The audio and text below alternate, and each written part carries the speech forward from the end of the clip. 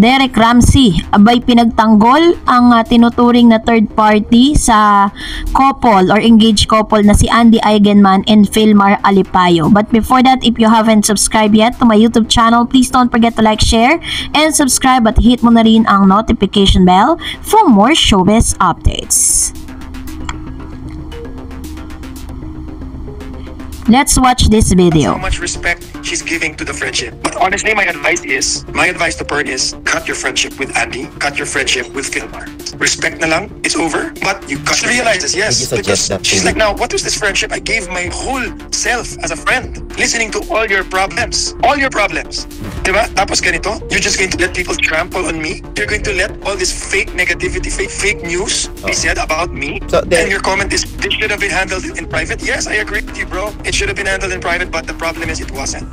So Derek, naging mainit nga ang ilan sa mga statement ni Mr. Derek Ramsey na isa rin sa tinuturing na close friend ni Pernilla So, na isa sa mga naging dahilan na pag-aaway online nitong si Filmar Alipayo at si Miss Andy Eigenman. Sa isang interview with Mr. OG Diaz sa kanya pong channel, no, Showbiz Updates nito, ay nakausap niya ng personal itong si Mr. Derek Ramsey at sinabi nito na sobra ang naging effect nito kay Pernilla dahil po sa tindi ng bashing na nararanasan nitong si Miss Pernilla. Sinabi nito na parang hinahamon niya itong si Mr. Filmar Alipayo na to have some balls, no? Sinabi nito na magpakalalaki to dito po sa issue na kinaharap nila ngayon.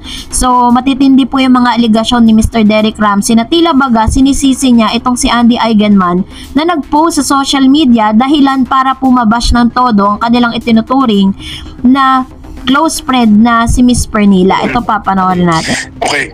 I do not know much about that situation, but let's put it this way. Kung ang lalaki, takbo ng takbo, nari ako, if I keep running to my best friend, guy or girl, and I keep telling my guy friend or my girlfriend, ayoko na, sobrang sama na, ayoko na, tapos na to, ayoko na. Paulit-ulit na lang. It's a vicious cycle. Away bate. Ikaw, wag yan sasabihin mo na sa kaibigan mo. Kung sawa ka na, di spitan mo na, ganun. Kung ayaw mo, kung toxic na, edi tapusin mo na. Anong gusto mo? Nag-aaway kayo. 1 linggo, 2 linggo, hindi kayo magsasama. Anong dapat gawin ni Pern? Ipagpilit na yung balikan kayo, no? Hilahin niya, o balikan kayo. Oy, diba? I don't know those details. That's me. What's the truth about sa interviewing ito ay nilinaw ni Mr. OG Diaz kung totoo nga ba na pinapayuhan ni Pernilla So ito pong si Mr. Filmar Alipayo na tuwing mag-aaway sila ni Miss Andy Eigenman ay ini-encourage nito na hiwalayan na si Andy.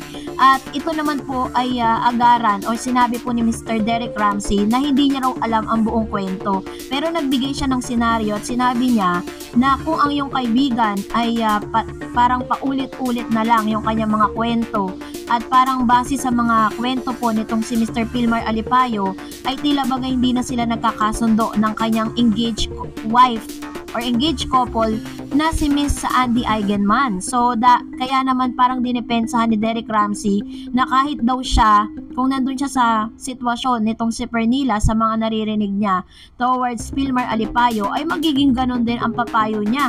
Diba? Ito pa po, panoorin natin. The truth is, I think after the tattoo, there was a text from Andy saying, wah! W-A-H, I don't know what that means. I think she made an attempt or she texted. Pern was busy working. Pern replied, then the following day, hey, let's talk. Ayaw na niya. She reached out again, I'm willing to talk.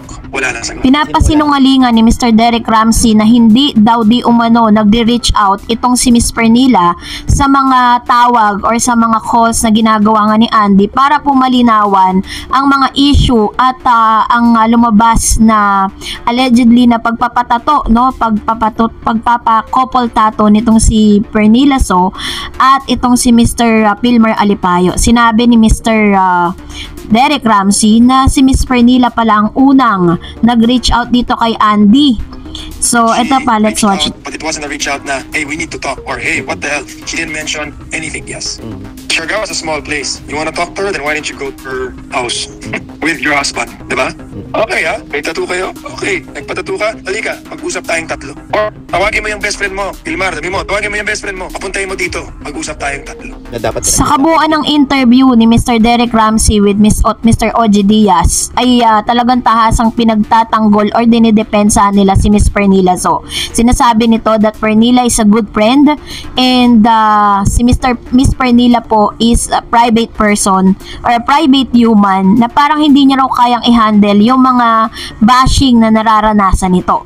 So parang in totality, sinisisi niya si Andy Eigenman at si Pilmar Alipayo na bakit daw ipinost pa sa social media na naging dahilan para po talagang pag-usapan at makatanggap ng iba't ibang bashing. Ito pa. Again, because of irresponsible messaging, Andy is being bashed. Filmar is being bashed. Negative stuff is being said about them too, which is, you want your kids to see that, right? They're being bashed now too. I mean, Andy's from the industry, so she knows how to handle it, diba? Bern is not from the... So sinasabi dito ni Mr. Derek Ramsey na si Miss, ito pong si Pernilla So ay hindi sanay sa bashing. Hindi siya, because sinasabi niya that Pernilla So is a private person at kung si Miss Andy Eigenman ay isang artista, isang public figure, sanay po sila sa kung ano man yung pwedeng maging opinion ng ibang tao para sa kanila.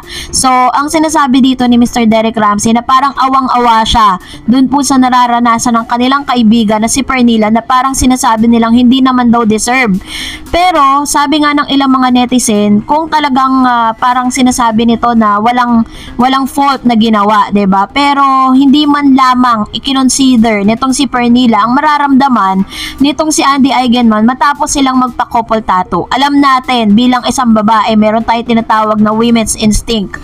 Alam natin kung kailan talagang nagloloko ang isang lalaki, lalo na't matagal mo na silang nakakasama. At bukod pa rito ay nag-post itong si Derek Ramsey at saka si Ellen Adarna.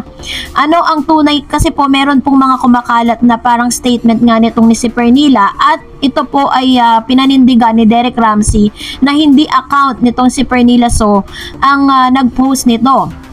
Ito ngayon ang tanong, matapos mabasa ang post ng aktor na si Derek Ramsey na nagsasabing hindi lehitimo ang screenshot na umano'y reaksyon ni Pernilla sa issue ni Andy Eigenman at ng partner nitong si Filmar Alipayo. Lumalabas din na inirepost ni Ellen Adarna ang parehong post si Derek, burado na ito subalit may ilang vlogs na naka-screenshot sa IG story na ito ng aktres. Ang mag-asawang Derek at Ellen ay malapit na kaibigan ni Pernilla. Si Pernilla ay isang Siargao-based Swedish underwater photographer ang itinuturing dahilan ng alitan ni na Andy at Filmar.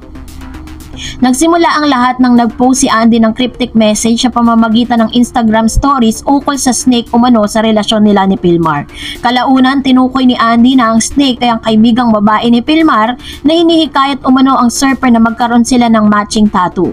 Ginawa raw ito ng female friend kung kailan nag-away sina Andy at Filmar. Sinabi rin ni Andy ang female friend na ito ay naghikayat daw kay Filmar na hiwalayan ng aktres. Hindi pinangalanan ni Andy kung sino ang babaeng tinutukoy niya, ngunit kumalat ang ilang larawan sa social media kung saan makikita sina Filmar at Pernilla na may matching tattoo. Si Pernilla po mismo ang nag-post sa kanyang IG story Instagram account ng larawan nila ni Filmar nang magpatattoo sila. Nang kumalat na ang IG stories ni Andy tungkol sa sama ng loob niya sa pagpapatattoo ni Filmar at Pernilla, pinatanggal ni Pernilla sa kanyang IG account ang larawan nila ni Filmar noong Sabado, Feb 8, 2025. Makalipas ang ilang saglit, deactivated na at hindi na researchable ang Instagram ni Pernilla. Pero sa kabila ng pag-deactivate ng kanyang Instagram account, may mga kumakalat na screenshot ng reaksyon di umano ni Pernilla sa pamamagitan ng Instagram sa pagkakadawit niya sa hidwaang Andy at Filmar. Sa sinasabing reaksyon ni Pernilla, umapila siya ng pangunawa at simpatsya sa gitna ng pambabatikos sa kanya ng netizen. Binitbit ng ilang news site at vlog ang screenshot ng umano'y reaksyon ni Pernilla. Nitong Lunes lang, Feb 10, nirepost si Derek ang screenshot ng IG story ng isang netizen na pinuna ang ilang news site na nagsulat na reaksyon mula ni Pernilla ukol sa kontrobersya. May naunang nagganitong post si Ellen. Lumalabas na hindi galing sa lehitimong IG account ni Pernilla ang mga screenshot na inuulat ng lehitimong news site. Mahihinuha rin ang netizen na nagpost magpuna sa news site ay personal na kilala ni na Derek at Ellen. Kalakip ng post ng netizen ang screenshot ng online site na nagsulat ng reaksyon umano sa Pernilla at Andy Filmar issue. Caption pa, GMA Inquirer publishing statement source from fake account. Her personal account has been deactivated the entire time. Philippine media madlam people. So, kinall out po nila ito pong mga mga parang sulat or mga article patungkol nga dito, no, sa nasabi na fake di umano ang ginamit na account dun po sa naging reaction nga ni Miss Pernilla Zo.